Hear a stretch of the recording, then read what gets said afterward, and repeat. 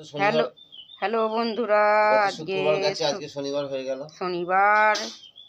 এই যে আমরা গরম গরম চা নিয়ে বসেছি আর বিস্কুট।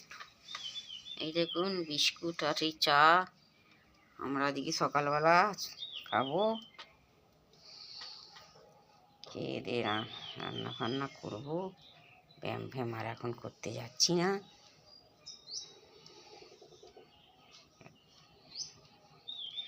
রোজে 100 টাকা করে লাগে ব্যায়াম করতে, অত পয়সা কোথায় পাবো? ওই জন্য আর ব্যায়াম করতে যাচ্ছি না।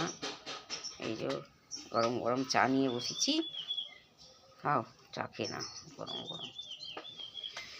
আমি এখানে বসি উপরটায়, তুমি চা খেয়ে খাও।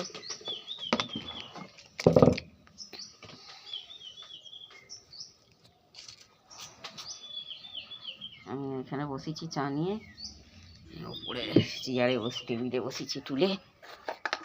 এই চা